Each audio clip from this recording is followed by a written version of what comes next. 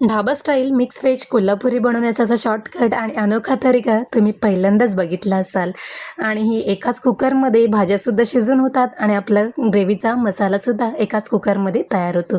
तर काय करायचं, एका कुकरमध्ये मी एक दालचिनीचा तुकडा, 7-8 काळी मिरी, 3 लवंग, 2 हिरवी इलायची, अद्रकचा तुकडा, 3 ते 4 सुकी लाल मिरची, 1 चमचा जिरे, 1 चमचा धणे आणि 7 ते 8 काजूचे तुकडे. काजूचे तुकडे ऑप्शनल आहेत, तुम्ही बदामसुद्धा घालू शकता. आता यामध्ये तेल टाकून थोडंसं 1 मिनिटभर फ्राय केलं.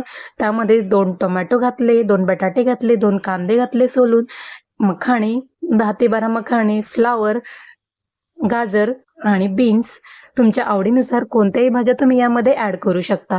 आता याला मी 1 शिटी येईपर्यंत कुकरमधून शिजवून काढलं आहे. आता पहा ना, सगळ्या भाज्या आपल्याला बाजूला काढायच्या आहेत आणि उरलेला जो सार आहे मसाल्याचा तो आपल्याला ग्राइंडरमध्ये एक पातळ अशी त्याची पेस्ट तयार करायची आणि उरलेल्या ज्या बॉईल केलेल्या भाज्या आहेत त्यांना कट करून घ्यायच्या आहेत. आता पहा, इथे पातळ अशी छानपैकी पेस्ट तयार झालेली आहे आपली.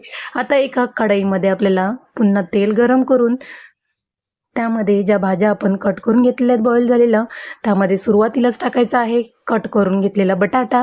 त्यामध्ये सोबत मी हाफ बॉईल केलेले मटर घातलेले आहे आणि बाकीच्या सोबत सगळ्या भाज्या आपल्याला अशाच फ्राय करून घ्यायच्या आहेत 2 मिनिटभर आणि त्यांना काढून घ्यायच्या. पुन्हा कढईमध्ये थोडंसं तेल घालून बटर घालायचं.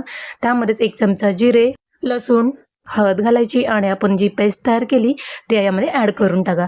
आता ही पेस्ट मस्तपैकी फ्राय झाली की लगेचच आपल्याला पनीरचे तुकडे टाकायचे आहेत. पनीरचे तुकडे 2 मिनिटभर फ्राय झाले की सगळ्या भाज्या ज्या आहेत त्या यामध्ये घालून टाका आणि यामध्येच मी 2 उभी चिरून घेतलेली हिरवी मिरची, चवीपुरता मीठ आणि किचन किंग मसाला घालून याला थोडंसं पाणी टाकून मी शिजवून घेतलेलं आहे 10 ते 15 मिनटं. आणि पहा ना, किती शॉर्टकट आणि इझी वेने आपली ही व्हेज कोल्हापुरी घरच्या घरी मस्तपैकी हॉटेल आणि ढाबा स्टाईल तयार झाली. कशी वाटली रेसिपी नक्की कमेंट करून सांगा मला.